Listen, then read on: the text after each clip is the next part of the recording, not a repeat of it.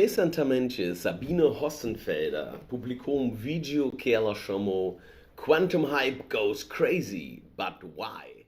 E o vídeo era sobre o valor de empresas de computação quântica, que é extremamente alta, além do fato que atualmente não tem muitas indicações que um dia essas empresas serem capazes de gerar dinheiro. E Sabine Hossenfelder, no vídeo dela, identifica que provavelmente a razão para a criação dessa bolha financeira é que muitos cientistas na área de computação quântica intencionalmente escrevem os artigos numa maneira em qual o potencial de computação quântica é talvez um pouquinho exagerado, ou talvez eles evitam dizer certas coisas que podem criar dúvida no potencial da computação quântica industrial.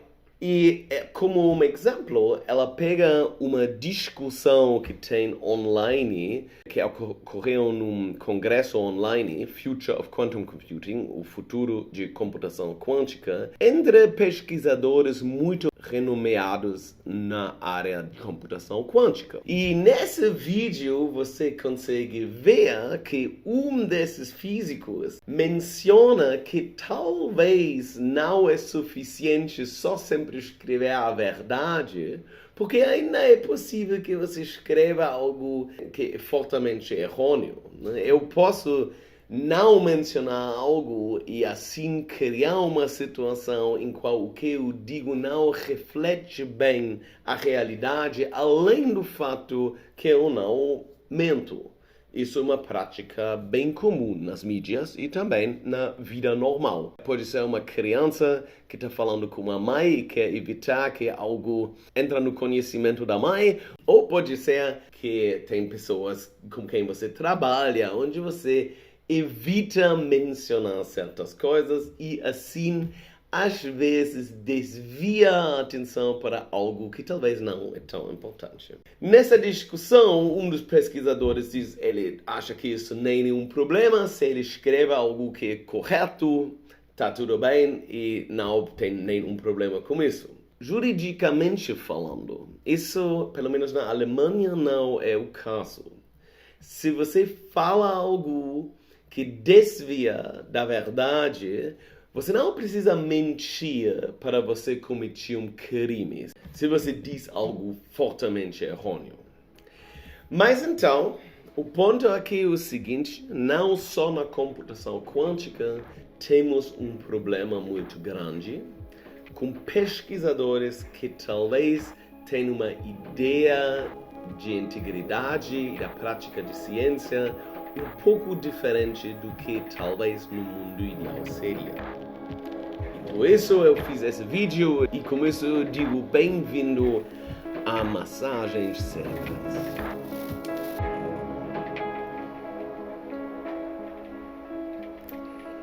Antes de falar o que significa os truques de cientistas corruptos, eu gostaria de mostrar, com a ajuda de um artigo que recentemente saiu em Nature, que a gente está, sem dúvida, enfrentando aqui um problema de dimensões maiores do que já existiu na história da ciência. Saiu esse artigo em Nature, Precocious Early Career Scientists with High Citation Counts Proliferate. Então, cientistas precoces em início da carreira com altas contagens de citações proliferam. Isso é baseado numa publicação em qual um pesquisador avaliou a situação atual na ciência e a prática de cientistas que são muito citadas, e isso é algo que é muito importante na ciência. Então, na ciência, todas as medidas de sucesso têm algo a ver com o número de citações. E se diz aqui que existem muitos cientistas jovens que são muito produtivos e eles criam mais do que um artigo por semana. Isso é muita coisa. né? Você pode se perguntar qual pode ser o valor científico se o seu trabalho é tão simples que você pode criar um trabalho por semana. Não todo mundo pode ser um gênio desse tamanho e até Albert Einstein não conseguiu criar tantos artigos. Mas também foi analisado as citações e foi documentado nesse artigo que existe essa prática bem comum de autocitações. Então, como o número de citações é tão importante, os grupos têm uma tendência de se citar. Então, a gente cita os nossos artigos até quando o artigo talvez não tem tanto a ver com o conteúdo do novo artigo, mas a gente tenta encaixar citações para os nossos artigos antigos. Então, isso é uma prática muito ruim e dentro desse artigo eles falam basicamente disso. Especificamente, eles usam esse termo aqui, citation red flags. Então, quando tem algo errado nas citações. E o autor da pesquisa, Ioannidis, achou que não só esses autores que fazem muito sucesso, em muitos casos citam mais do que normal os artigos deles, eles também citam muito mais. Então, às vezes, até 100 citações. E eu vou falar mais sobre isso um pouco mais à frente nesse vídeo, mas isso já é muito errado. Mas isso também mostra algo sobre o mundo da ciência que é muito comum. Eu lembro que eu aprendi dos meus orientadores que eu sempre devo citar todas as pessoas importantes nessa área, até se os trabalhos deles não têm uma conexão direta com o meu trabalho, porque essas pessoas podem ser os revisores do meu artigo e talvez eles ficam putos se eu não cito eles. Isso tudo é muito problemático. E ele diz aqui certamente que parece como os pesquisadores tentam intencionalmente aumentar o índice H. O índice H é o índice mais importante que a gente usa na ciência para avaliar de uma maneira quantitativa a qualidade de um cientista. Então, o que é esse índice H? Ele funciona da seguinte maneira: se você tem 5 artigos publicados com pelo menos 5 citações, você tem um índice de H de 5. Então, quando você tem muitos artigos citados muitas vezes, o seu índice de H cresce. Por exemplo, a gente pode dar uma olhada num pesquisador. Eu decidi usar o pesquisador Jorge Hirsch. Jorge Hirsch é o físico que inventou o índice H para, na verdade, melhorar o jeito como a gente avalia cientistas, porque antes foi ainda pior do que isso.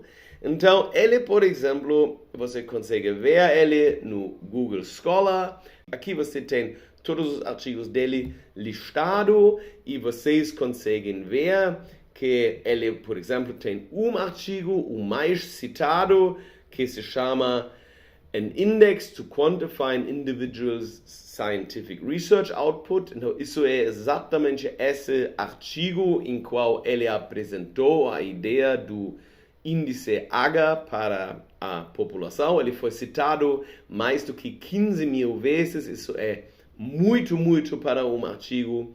E depois ele tem um outro artigo sobre o efeito de Hall-Spin.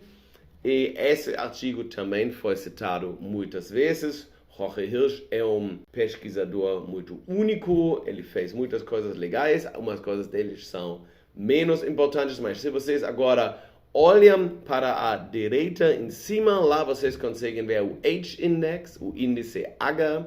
Ele tem um índice de H de 72. Ok, então isso no momento é a moeda mais poderosa dentro da ciência. E eu agora falei no início sobre os truques dos cientistas corruptos. E esses truques normalmente são feitos para aumentar o índice H. Porque todos nós temos que fazer carreira e a pressão de publicação virou muito forte. Aqui no Brasil não tanto, mas no mundo em geral, na Europa, nos Estados Unidos, muito. E hoje em dia quem ganha é quem tem o índice H mais alto.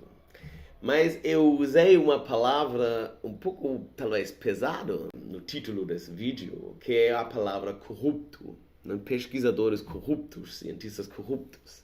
Eu gostaria de explicar por que eu uso essa palavra e por que eu acho realmente que é uma palavra adequada.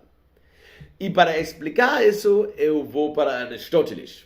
Porque Aristóteles falou muito sobre o telos, a causa final de algo. E em alemão a gente usa a palavra telos, por exemplo, quando a gente fala sobre leis. Uma lei é a lei em si, o que tem escrito lá. E a lei diz algo, mas a gente supõe que a gente entende o que os legisladores queriam dizer com isso, que às vezes não é realmente o que tem escrito lá. E a função realmente da lei, isso a gente chama o telos em alemão. Então, o telos é a sua função fundamental. Por exemplo, o telos de um médico é curar doentes. O telos de um professor é educar pessoas. E aqui eu quero dizer o que eu chamo de corrupto. Para muitas pessoas, corrupto significa que alguém com uma mala de dinheiro vai para uma outra pessoa. Eu não acho isso uma definição muito adequada. Eu acho que uma violação do telos é corrupção. Então, um médico que tem um contrato, por exemplo, com uma empresa farmacêutica, para indicar um certo remédio, esse médico viola o seu telos. E isso eu chamo de corrupto. Isso existe, isso é absolutamente normal, então, de uma certa maneira, uma grande parte dos médicos é corrupto, mas isso eu quero dizer também com isso, esse tipo de corrupção é muito presente. E nós mesmos sempre tentamos convencer-nos que nós não somos corruptos, mas eu acho que se você define corrupto na base do seu telos, talvez você ache onde você também mostra um certo comportamento corrupto. Então, um professor também que ensina, por exemplo, pensamento ideológico, mas ele vende isso como algo científico, eu acho isso também corrupto. Talvez existem pessoas que dizem que eu faço isso, eu não acho que eu faço isso, mas então vocês conseguem ver o que eu quero dizer aqui. Então, quando alguém viola o seu telos, isso para mim é corrupção. E agora vocês têm que se perguntar simplesmente o que é o telos de um pesquisador. E o telos de um pesquisador é aumentar o conhecimento científico da humanidade. Agora, a gente pode discutir se isso é o telos ou se você define ele um pouco diferente. O argumento que segue vai aplicar ainda. Por quê? Se um pesquisador, por exemplo, cria artigos sem conteúdo, ele viola o telos dele. Lembrem, se você quer publicar muito, você vai ter que criar muitos artigos. Provavelmente mais artigos do que você pode encher realmente se você quer dizer algo. Então você vai começar a inventar coisas. Você vai botar um foco num detalhe irrelevante, mas você consegue ver, mas isso é publicável. Ninguém vai reparar que isso é irrelevante, porque isso é um efeito na terceira ou quarta ordem de algo. Isso é corrupção, para mim, pelo menos. Agora, vamos voltar para o índice de H, mas para voltar para isso, eu gostaria de falar um pouquinho sobre o famoso Adam Smith e a mão invisível, que talvez umas pessoas aqui conhecem bem, o capitalismo e a conexão com a ciência. Adam Smith é muito famoso, é um grande nome de iluminismo. Ele escreveu um livro que se chama Uma Investigação sobre a Natureza e a Causa da Riqueza das Nações. Esse livro é um clássico que todo mundo deve ler. E agora, nesse livro, ele fala dessa mão invisível. E a ideia dessa mão invisível, muitas vezes, é mal entendido. Por exemplo, no artigo de Wikipedia em português. Eu estou dizendo isso porque eu estava usando esse artigo para me preparar, porque às vezes eu tenho que olhar o que algo significa em português. Mas eu não consegui usar o artigo em Wikipedia porque lá tem escrito algo que não é a mão invisível.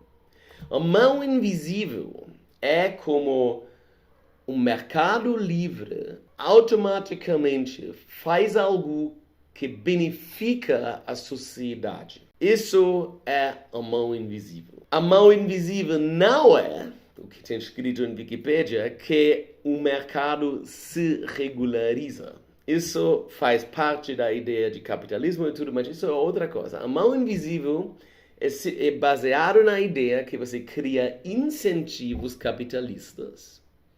E no lado, isso ajuda agora a sociedade. Por exemplo, encanamento. Encanamento é uma das invenções mais importantes da humanidade. O encanamento salvou mais vidas do que qualquer outra invenção da humanidade, porque tinha menos infectos letais depois de encanamento. E alguém inventou isso e pensava, eu posso fazer dinheiro com isso. Então um empresário tentou vender essa ideia e falou, olha, se vocês têm água em casa e aqui, e vocês têm essas estruturas, tudo vai ser mais limpo e vocês vão ficar mais felizes. A população acredita nisso e a população consegue ver o valor nisso. Então, o encanamento se torna normal e todo mundo vive mais feliz porque tinha umas pessoas com incentivos capitalistas. Isso é a ideia da mão invisível. Não sempre isso é o caso. Incentivos capitalistas podem ajudar a humanidade, como no encanamento, mas eles também podem criar problemas. Eu nem preciso mencionar isso aqui. Por exemplo, na área de saúde, existem muitas discussões sobre como limitar o mercado e fazer invenções no mercado para regularizar, por exemplo, empresas de planos de saúde, por razões que provavelmente muitas pessoas conhecem. Também no setor social. Então, a gente tem certas áreas em quais até pessoas que acreditam muito em mercados livres vão dizer que uma certa invenção vai fazer, de uma certa maneira, a nossa sociedade melhor ou mais estável. Mas a mão invisível deixa ou não realizar o telos sem idealismo.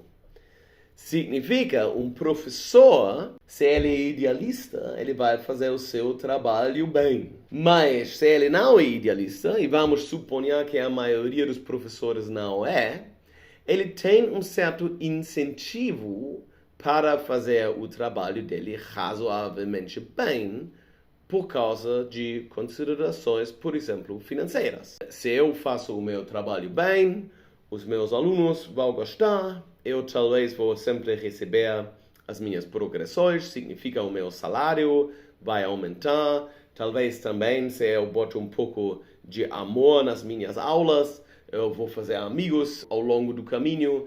Então, eu tenho incentivos para ser um professor bom que não vem de idealismo. Então, aqui a gente consegue ver que o que eu defini antes como corrupção vira uma coisa um pouco complicada, né? Os nossos incentivos vão de uma certa maneira e agora você pode ser corrupto. Significa que você faz a coisa errada para ganhar mais dinheiro ou mais fama ou alguma coisa assim. Ou esses mesmos incentivos, em alguns casos, podem ajudar. Então, a mão invisível cria também incentivos para violar o telos. E agora vamos voltar para o índice H. A pressão de publicar cresceu muito. Um artigo por semana é absurdo. Se você pensa que existem muitas pessoas que realmente conseguem publicar algo de valor para a humanidade uma vez por semana, isso é absolutamente absurdo, né? Então, o que está acontecendo? O incentivo de melhorar o índice H para você depois receber dinheiro ou uma posição, isso agora virou problemático.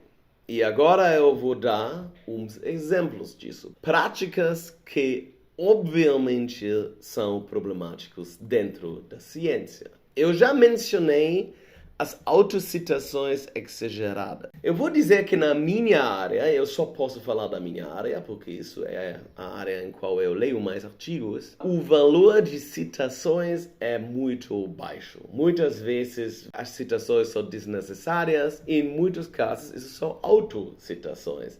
Então você lê a introdução, você pensa que você precisa também entender artigos diferentes e você vai ver que isso não é o caso. Isso cria entropia e isso desvaloriza agora artigos em geral. Mas, obviamente, tem coisas piores. Por exemplo, artigos com textos e títulos altamente errôneos. A literatura da minha área está cheio de artigos que tem um título que sugere algo que simplesmente não é o que é dado pelo artigo. Eu estou dizendo isso sabendo que eu também tenho artigos publicados onde isso é o caso. E isso é parcialmente porque eu não tinha coragem de interferir com essa prática e arrependo também, mas também é algo difícil como lidar com essa situação. Também esse insight, esse entendimento que essa prática não está legal, isso precisava também um pouquinho para desenvolver, porque eu também tinha orientadores que sugeriram que a gente deve fazer isso assim. Mas agora pensa, se você abre um jornal científico e todos os títulos são errôneos, isso significa que você não confia mais nos títulos, que o valor de artigos baixa. Então você precisa mais trabalho para entrar num tópico e você recebe menos de cada artigo, o que significa que você começa a não pegar muito sério a literatura inteira. E isso é algo que eu consigo observar nos mais jovens ainda mais do que na minha geração. E relacionado a isso, e isso também é algo que a gente acha muito na literatura hoje em dia, são formulações sensacionalistas, um exagero extremo de possível impacto dos resultados. E isso é absolutamente catastrófico. Vocês têm que imaginar agora que hoje em dia, quase todos os artigos contêm partes disso aqui, ou outras práticas. Todo mundo faz isso, então se você quer sobreviver, você tem que se adaptar um pouquinho. No passado, se você abre um issue de Nature de 1950, a maioria dos artigos contém alguma descoberta que hoje em dia é altamente relevante. Então, eles saíram nessa época, mas você consegue ler e você aprendeu isso na universidade. Se você abre o Nature hoje em dia, o volume atual, você vai ver que isso absolutamente não mais é o caso. A grande parte dos artigos, principalmente, são um pouco sensacionalista. Eu tenho certeza que a grande parte desses artigos vai ser basicamente esquecido em 50 anos. Então, isso são essas práticas. Isso é como os pesquisadores hoje em dia, os pesquisadores corruptos, estão machucando a ciência, e eu acho isso muito preocupante. Então, mas se você gosta de ter conteúdo desse tipo aqui, quando uma pessoa como eu te conta como a situação na ciência é absolutamente terrível, eu sugiro que você dê um like nesse vídeo e siga o meu canal. E com isso eu digo até a próxima.